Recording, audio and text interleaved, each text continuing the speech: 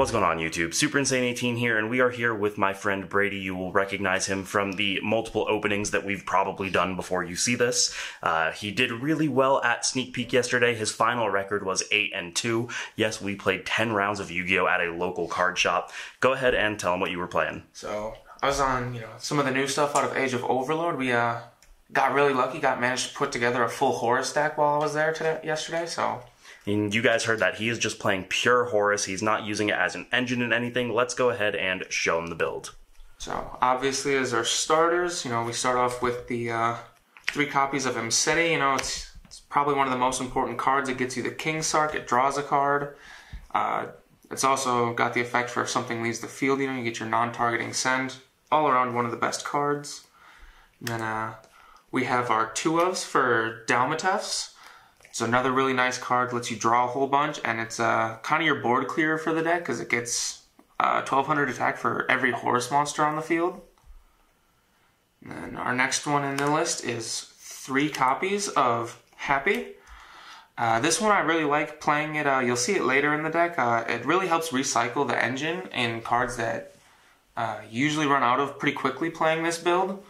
So it's really nice for if something turns into a grind game. We have probably the worst one in this build is the Q one. No one knows how to say it. It's got a decent effect. It's a nice battle fader, but it's usually just the one I use for making extension plays out of the extra deck. And then probably one of my favorite cards for this build is 3 copies of our Quadran, the Clear Sighted. Probably give you a little bit of a spoiler for what I'm also playing in this deck, but it's really nice. It's Temple of the Kings as a monster, essentially. Lets you set any continuous trap from your hand or deck, can be activated that turn. Then we have our 2 shufflers from the Ishizu stuff. We have our Mudora and our Keldos. I don't think I have to explain those ones very much.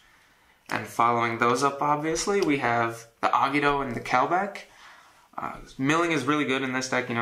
Get your special summons from the graveyard, run your opponent out of their resources, and like I said with Happy, it's really easy to recycle those 2 along with the shufflers.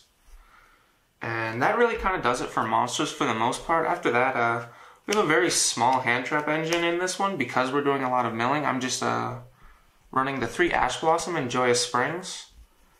And that actually does it for all of our monsters. After that, we'll go ahead and move on to our traps. I decided to play 3 copies of our Gravekeeper's Trap. It's another really nice card. It's once per turn to discard and search for any Earth Fairy so you can get your Quadrans, your Millers, or your Shufflers off of it.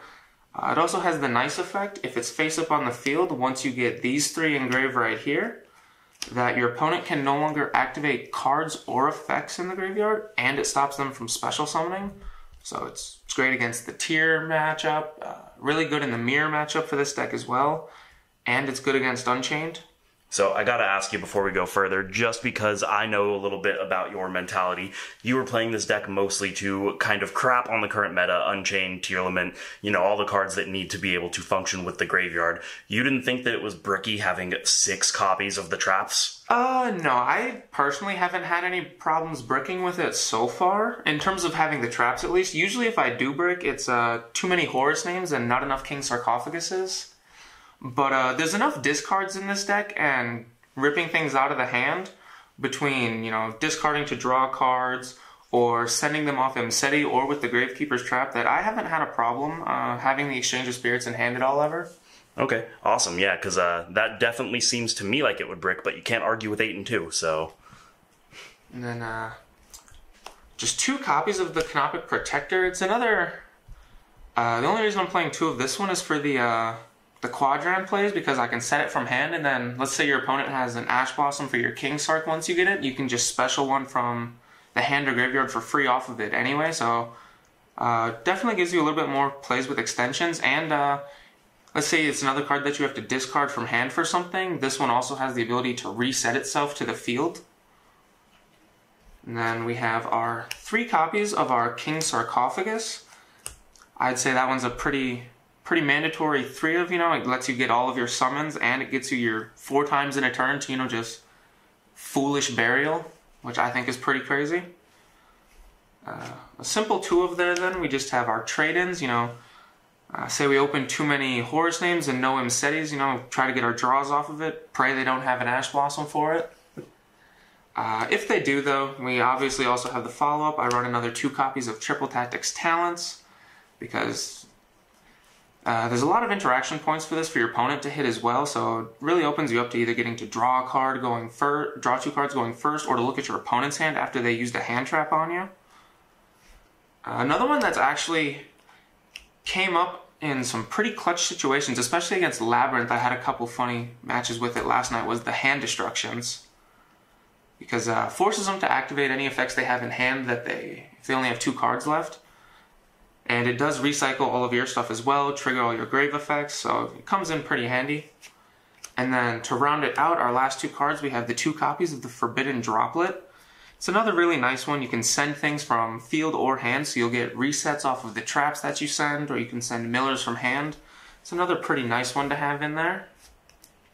And that actually rounds out our main deck for it, so we'll move on to the extra deck after that.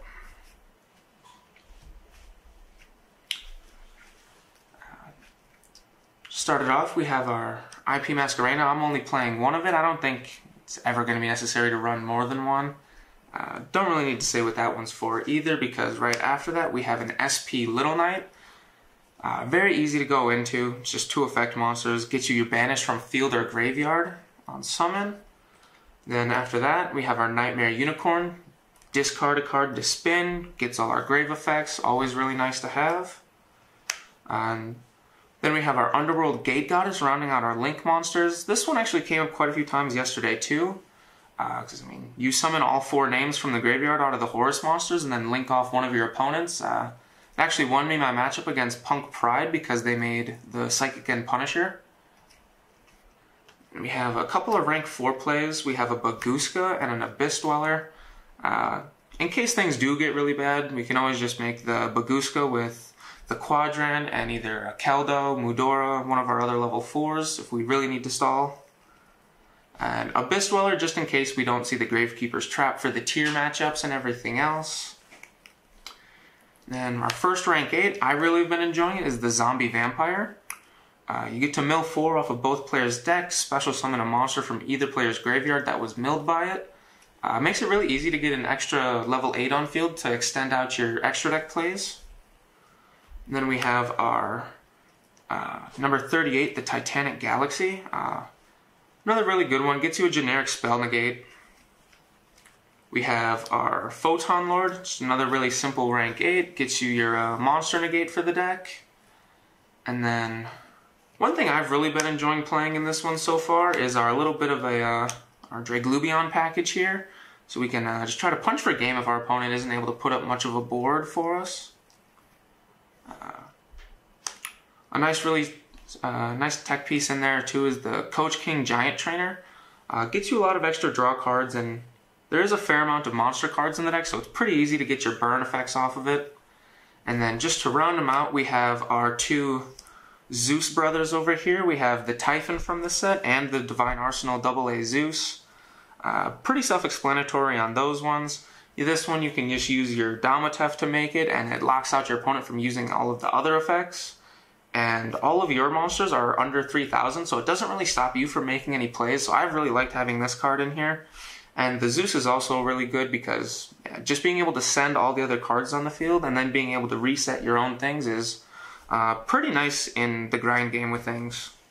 Alright, awesome. Did you want to show us the side? You're going to keep that a secret? No, side deck is, I don't know if I'd want to say I keep it a secret. It's pretty basic, nothing really special in there to talk about, but I don't think we need to go over that one. It's pretty self-explanatory stuff in the side. Alright, awesome. Well, you guys saw it. Excuse me, a pure Horus deck profile. Did really well, went 8-2, so definitely putting up some formidable boards and things that the opponent might not be able to deal with, especially for the format, given what Gravekeeper's Trap is able to do to both Unchained and Tier Limit. So let's hear it for Brady in the comment section down below. You guys know the deal. Make sure to subscribe, hit the notification bell, like, comment, share with your friends. Thank you guys so much for watching. We will see you in the next one.